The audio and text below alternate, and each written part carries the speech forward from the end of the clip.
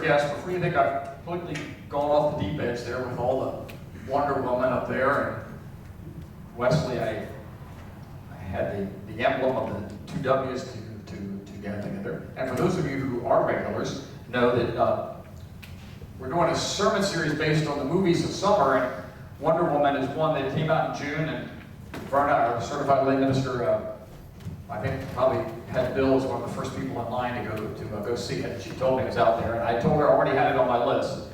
But, excuse me, it's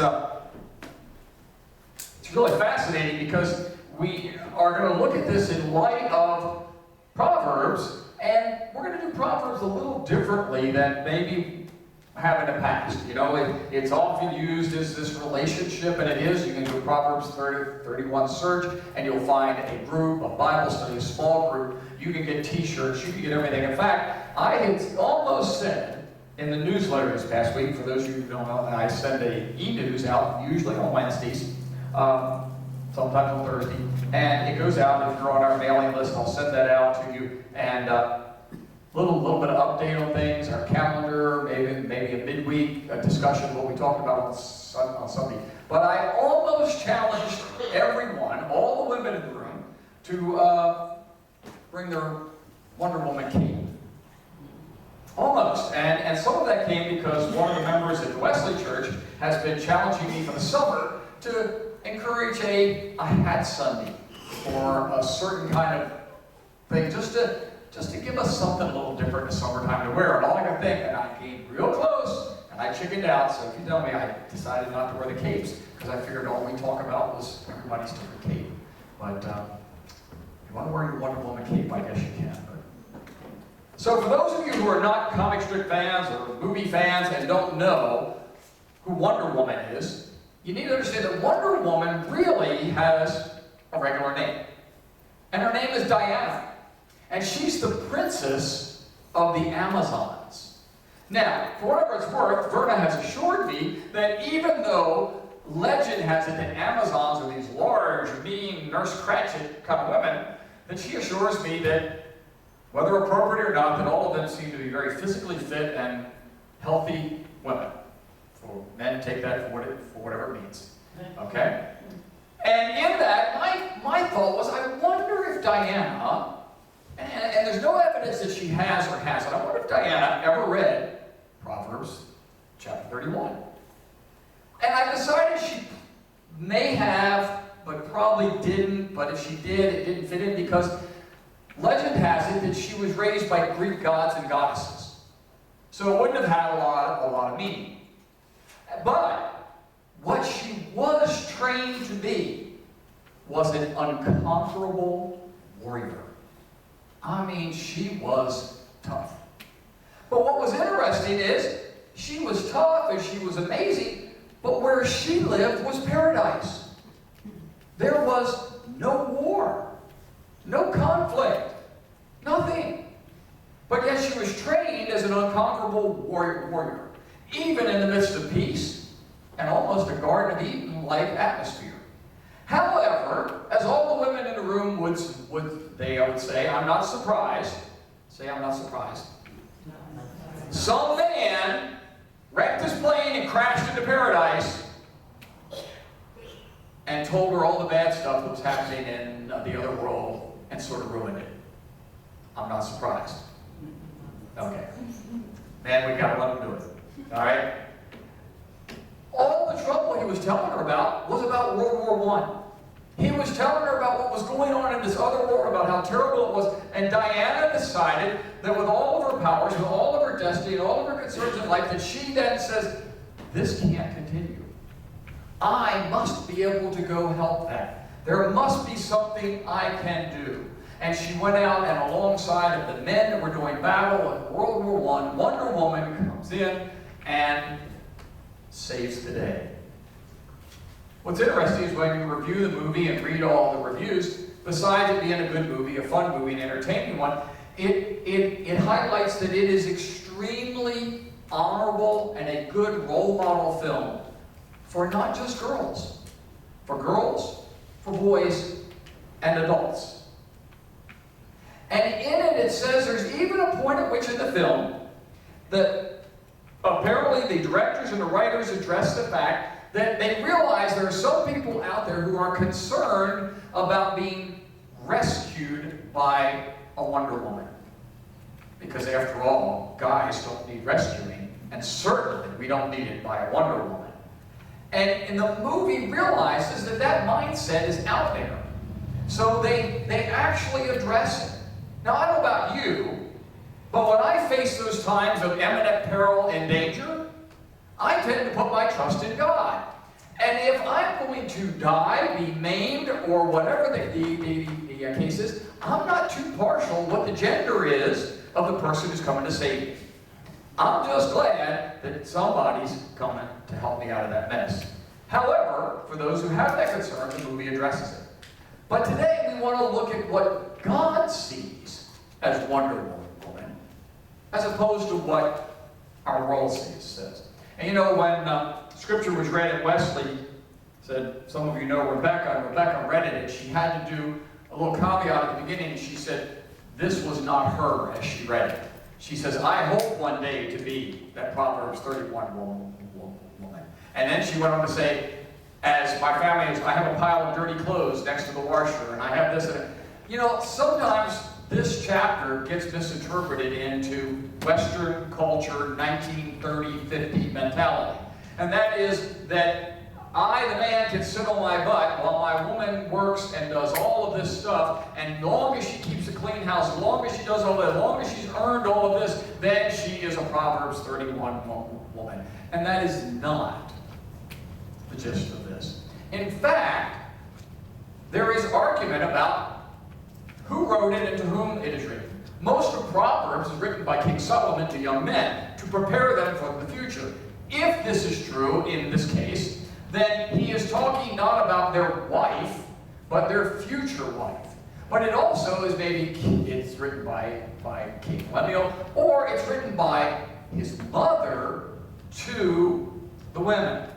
So again, please put in context, please go back and spend a little time. And this does not mean that every woman in the room is supposed to work until there's nothing left, and therefore then God loves them, because that is not the message here. So as we look, we need to also look then, what is Wonder Woman in society? Okay, so Wonder Woman was World War I. Well, it ain't World War I anymore. And I found several things that I find that creates a struggle to be Wonder Woman.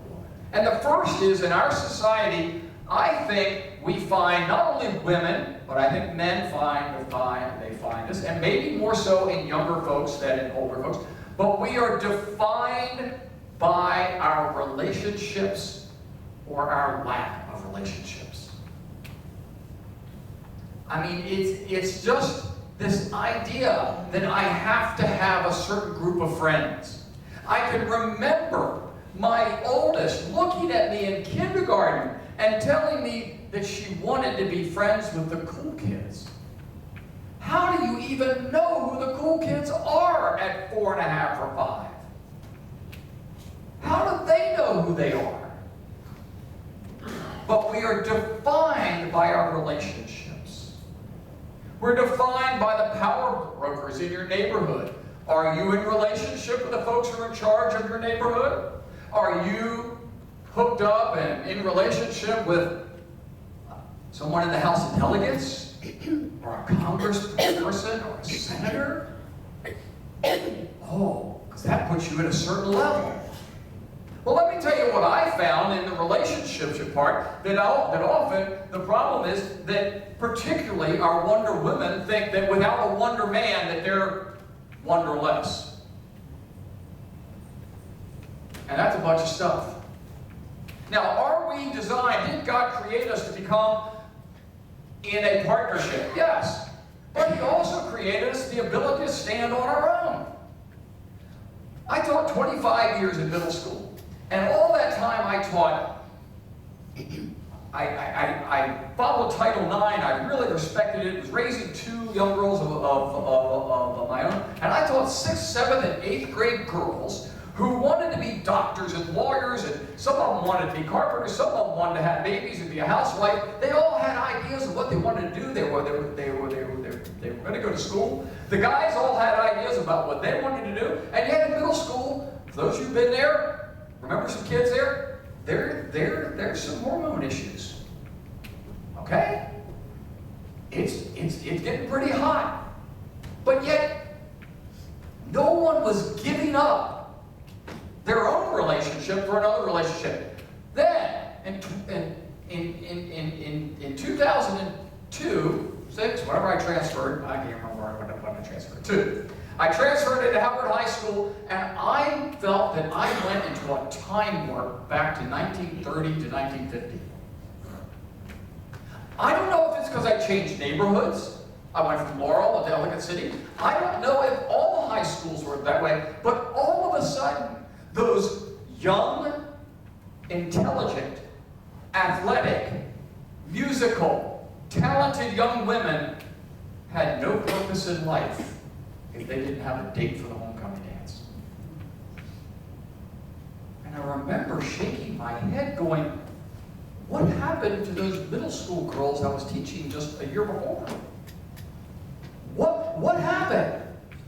They were willing to give up their good grades. They were willing to give up their position on a sports team. They were willing to give up whatever so they could have a guy confirm their purpose. I was shocked. But then I saw some other things that just really blew me away. Because about 2 or 3 years into that experience, we got a new principal. That principal comes in, and she's decided that she's going to change the culture of the school. And girls aren't going to come to school, and guys aren't going to come to school dressed in ways that she deemed inappropriate. And I got to listen to parents come in and argue and fight with administrators and teachers in the building because their girl couldn't wear a pair of shorts that was shorter than their hands. She couldn't wear a pair of jeans that were cut up and showing. The guys couldn't wear a shirt that was cut up and showing. And they were furious. And you go, well, those parents are... No, those were the parents of some of my athletes. Some of the people who attended the churches where I knew their pastors. Because that relationship that they were trying to seek by wearing that outfit was the most important thing. I saw parents come into the office and just go nuts because their child had misbehaved. I mean, really got in trouble. I'm not saying some pity-pat thing. They got in trouble, so therefore they were being denied the end of the week activity, the dance. This was in the fall. Your freshman had not been in school 2 months yet. And particularly the mothers of the young girls came in, and I heard the words, folks, not secondhand.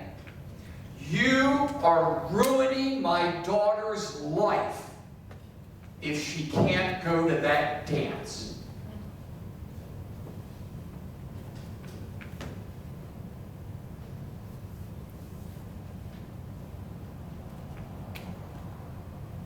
That's what this means.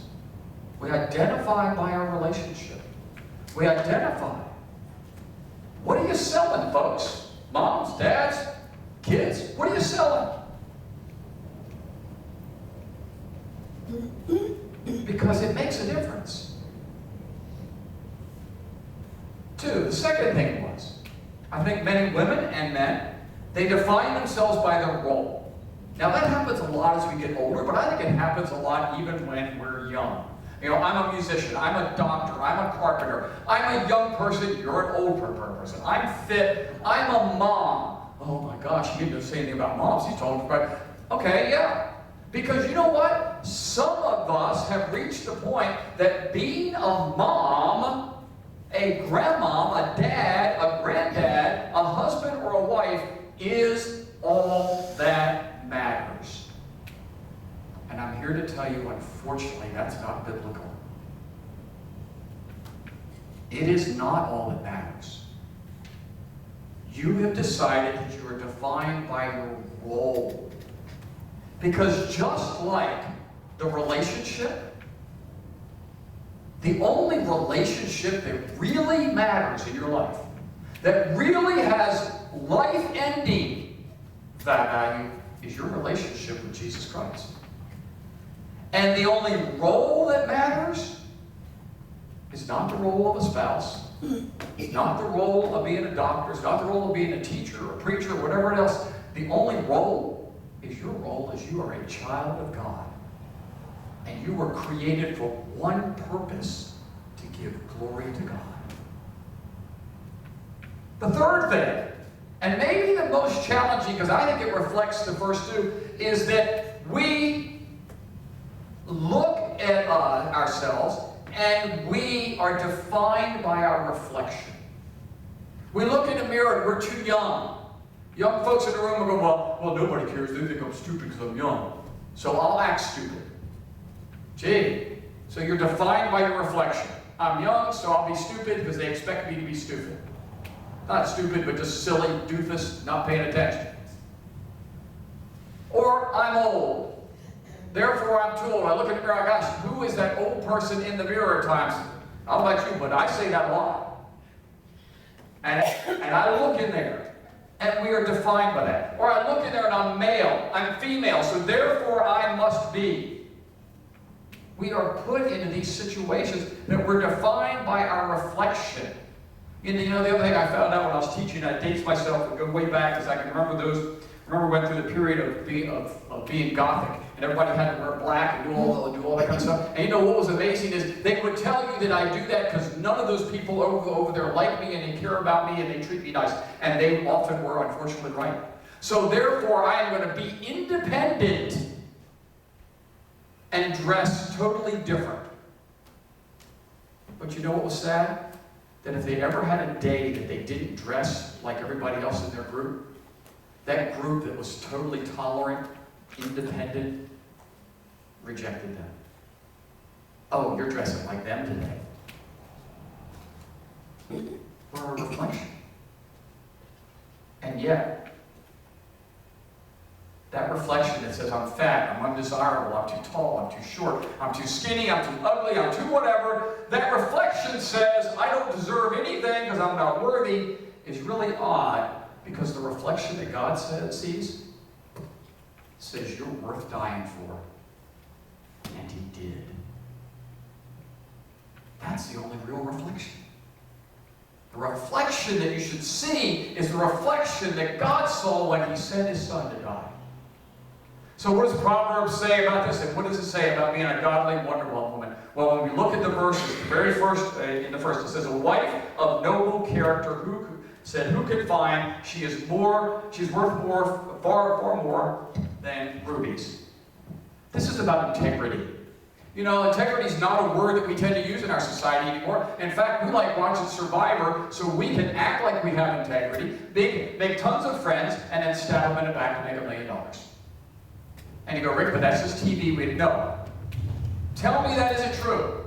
Tell me you haven't said in your job, sometimes you just have to do what you have to do if you want the promotion.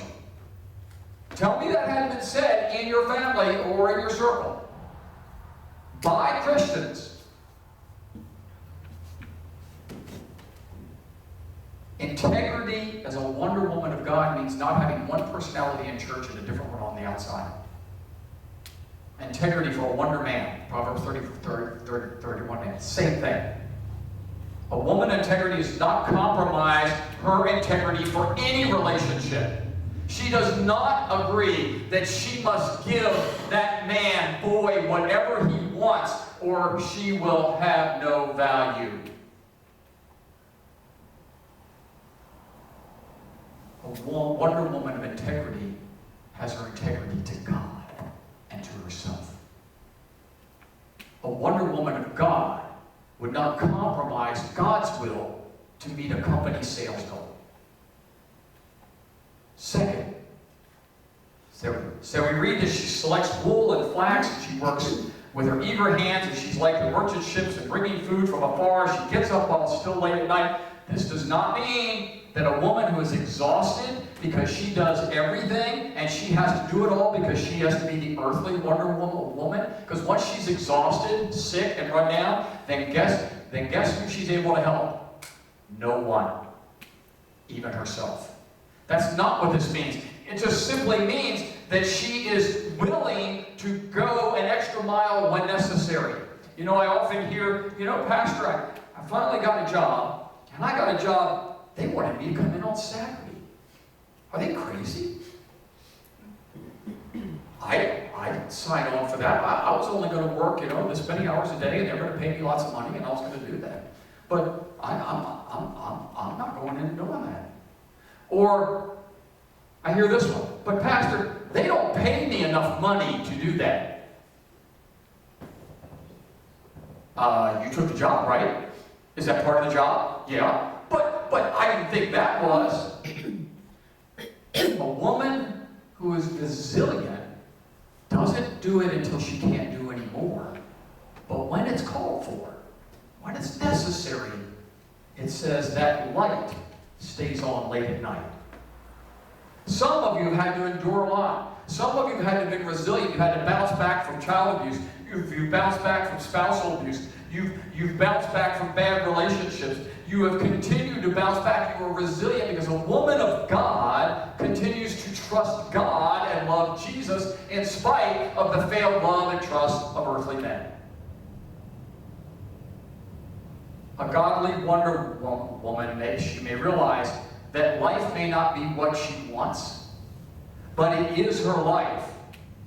And what she wants it to be will be fulfilled if she keeps trusting in God.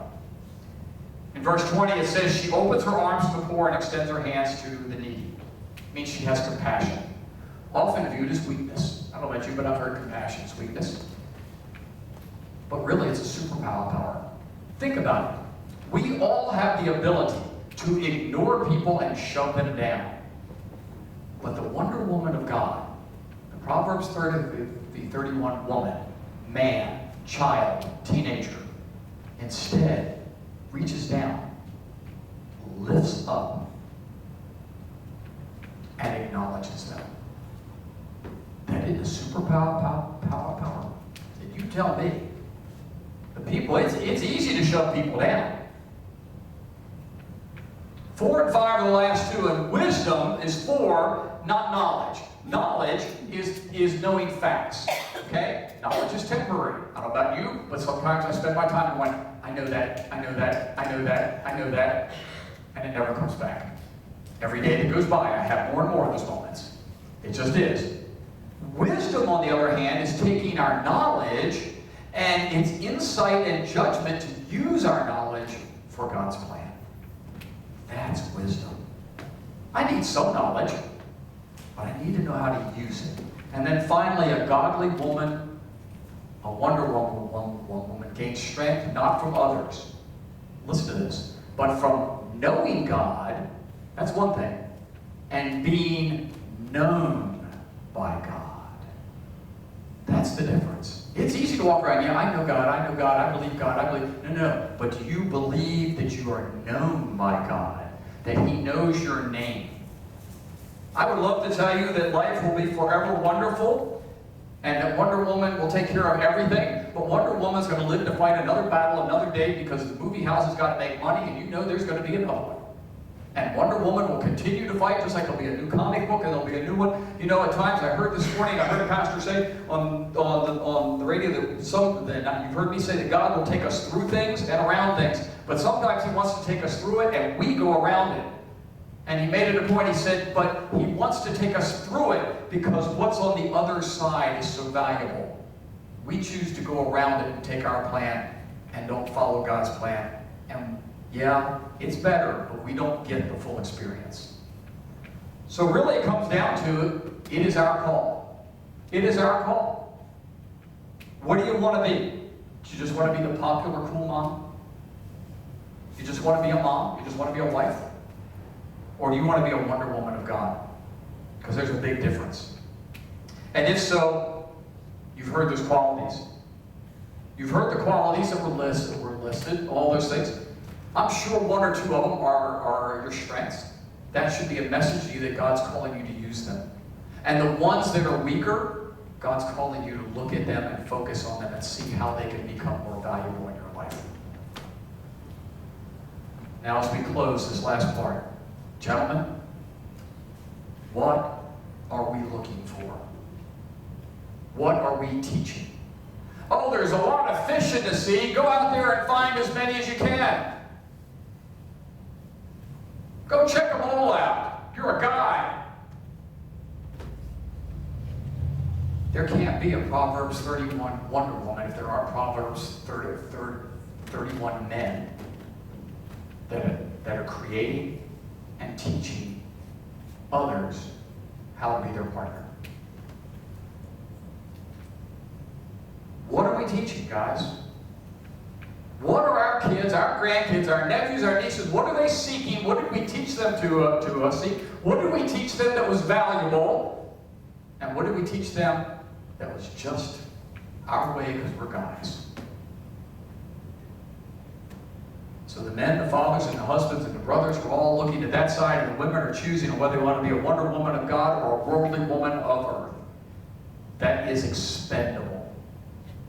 Don't like it, guys? Then don't teach it as expendable. Women don't want to be called expendable? Don't sell yourself out as expendable. God sees you worth dying for. Many women do noble things, but you surpass them all. In verse 29, charm is deceptive and beauty is fleeting, but a woman who fears the Lord is to be praised. That's the message today. Not about husbands and wives, not about anything else, but a woman who fears the Lord, fears and worships the Lord. They're set on his terms, is to be praised. Honor her for all that her hands have done, and let her works bring praise at the city gate. Amen. As you're able, let's stand and sing our last song, our next song together.